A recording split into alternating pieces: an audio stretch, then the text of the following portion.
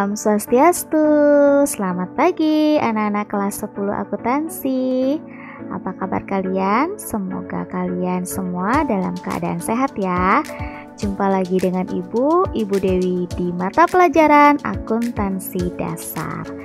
Nah, kali ini kita akan membahas lanjutan dari jurnal penyesuaian, yaitu tentang beban dibayar di muka. Sudah siap untuk belajar? Mari kita belajar.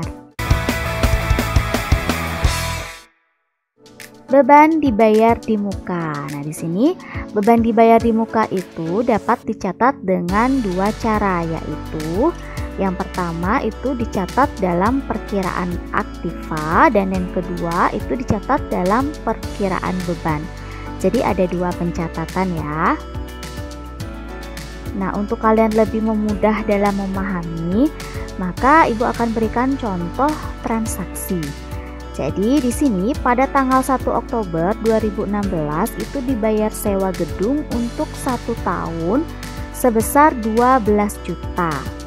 Nah, dari transaksi di atas buatlah jurnal penyesuaian pada tanggal 31 Desember 2016 jika A mula-mula dicatat sebagai harta atau aktiva, B mula-mula dicatat sebagai beban. Nah, jadi di sini ada dua pendekatan ya. Ada yang dicatat sebagai harta dan ada yang dicatat sebagai beban. Seperti apa perlakuannya dan seperti apa jurnal penyesuaiannya? Nah, sekarang dengarkan penjelasan dari Ibu ya. Nah, jadi seperti ini. Kita mulai dari tanggal 1 Oktober ya. Tadi di soal itu tanggal 1 Oktober 2016 ada transaksi pembayaran sewa untuk 1 tahun sebesar 12 juta. Nah, ini untuk yang cara 1, jika transaksi tersebut dicatat sebagai aktiva. Nah, ingat yang termasuk aktiva di sini adalah sewa dibayar di muka. Jadi, kita membayar sewanya untuk setahun, padahal secara realnya kita belum memakai setahun, maka itu sudah termasuk aktiva. Nah, jadi karena dicatatnya itu sebagai aktiva, maka jurnal yang dibuat pada tanggal 1 Oktober 2016 adalah sewa dibayar di mukanya bertambah, ditaruh di debit sebesar 12 juta. Kita membayar tunai, jadi kas berkurang di kredit sebesar 12 juta. Ya. Nah, sewa dibayar di muka di debit dan kas di kredit. Lalu, pada tanggal 31 Desember, seperti apa kita membuat jurnal penyesuaian? Nah, di sini penyesuaian itu untuk pembebanan sewa periode. Jadi, itu dari tanggal 1 Oktober sampai 31 Desember. Nah, ingat, penyesuaian itu dibuat di akhir periode, jadi pada tanggal 31 Desember.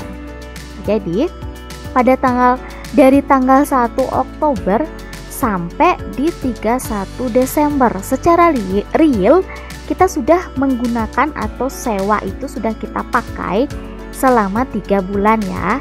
Nah, kita hitung sama-sama. Oktober, November, Desember. Jadi sudah 3 bulan sewa itu yang sudah kita pakai. Maka caranya untuk mencari adalah 3/12. Kenapa per 12? Karena ini sewa untuk 1 tahun. Jadi 1 tahun itu adalah 12 bulan. 3/12 dikali 12 juta. Maka yang sudah terpakai adalah 3 juta. Nah, jadi jurnal penyesuaian yang dibuat apabila menggunakan atau memakai pendekatan aktiva itu adalah beban sewanya bertambah sebesar 3 juta. Karena sewa itu sudah kita pakai, jadi sudah kita anggap sebagai beban. Maka beban sewa bertambah itu ditaruh di debit sebesar 3 juta. Nah, karena sudah kepake 3 juta, jadi ini sewa yang awalnya 12 juta itu akan berkurang. Nah, jadinya sewa dibayar di muka itu berkurang ditaruh di kredit sebesar 3 juta. Paham ya anak-anak? Nah, untuk selanjutnya, di awal periode akuntansi, pada tahun 2017 bulan Januari tanggal 1, apabila memakai atau mencatat dia sebagai aktiva, maka tidak ada jurnal pembalik yang harus dibuat. Jadi sampai di jurnal penyesuaian ini saja. Nah, lanjut sekarang. Cara yang 2 yaitu mula-mula dicatat sebagai beban. Nah, bagaimana perlakuannya ketika sewa itu dicatat sebagai beban?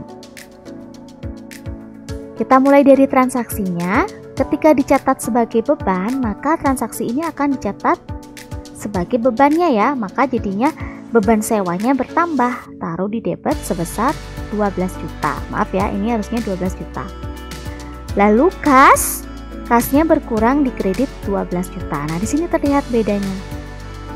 Di sini dia menggunakan sewa, di sini menggunakan beban. Nah, bagaimana untuk penyesuaiannya? Apabila itu dicatatnya sebagai beban, maka angka yang digunakan di jurnal penyesuaian adalah angka sisa atau angka sewa yang belum kita pakai. Nah, sewa yang kita pakai itu kan selama 3 bulan ya, Oktober, November, Desember. Karena ini adalah setahun atau 12 bulan, jadi sisa yang belum terpakai itu adalah 12 dikurangi 3 bulan, yaitu 9 bulan. Jadi 9 per 12 dikali 12 juta, maka hasilnya adalah 9 juta.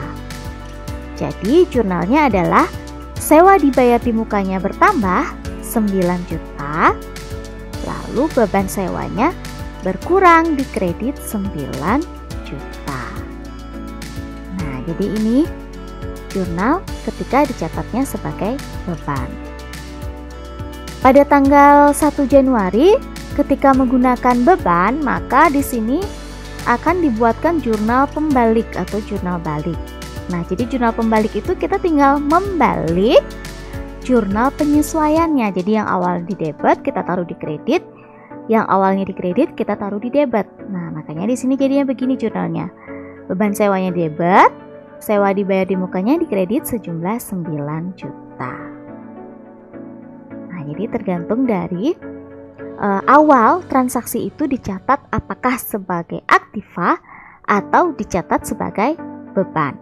Ketika dicatat sebagai aktiva, jurnalnya akan berbeda ya, angkanya pun juga akan berbeda dengan dicatatnya sebagai beban. Nah, paham ya? Nah, jadi Ibu simpulkan di sini cara mudah kalian untuk mengingat. Nah, gimana sih Bu caranya untuk mengingat? Ketika dia dicatat sebagai harta, jadi angka yang digunakan pada jurnal penyesuaian itu adalah angka yang sudah terpakai ya. Angkanya adalah angka yang sudah terpakai.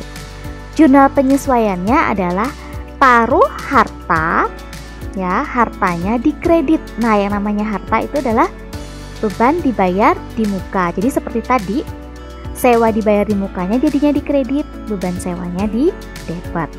Nah, hartanya taruh di kredit. Gunakan angka yang sudah terpakai. Nah, jika dicatatnya sebagai beban, maka angka yang digunakan pada jurnal penyesuaian itu adalah angka yang belum terpakai atau angka sisa. Ingat ya, angka yang belum terpakai. Jurnalnya, jurnal penyesuaiannya, taruh bebannya di kredit. Nah, kalau harta, taruh hartanya di kredit. Kalau dia pencatatan beban, taruh bebannya di kredit. Jadi, beban sewanya tadi di kredit, sewa dibayar di mukanya di debit. Nah, mudah kan anak-anak untuk mengingatnya?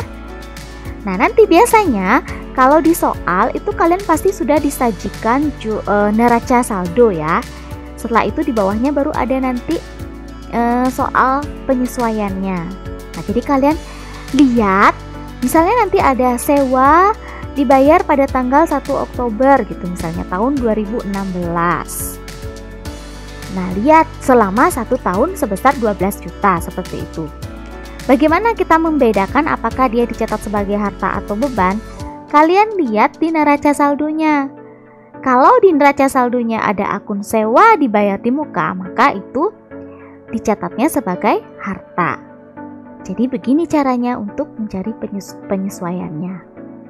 Kalau nanti di neraca saldo itu adanya beban sewa, maka itu dicatatnya sebagai beban. Jadi begini nanti cara kalian untuk mencari penyesuaiannya. Nah, itu ya penjelasan untuk hari ini. Oke, sekian dulu pertemuan kita hari ini ya anak-anak tentang jurnal penyesuaian beban dibayar di muka. Untuk pertemuan berikutnya kita akan bahas selanjutnya penyesuaian tentang pendapatan diterima di muka. Oke, semoga kalian memahami materi yang sudah Ibu sampaikan ya. Semangat! Terima kasih. Om Santi, Santi, Santi Om.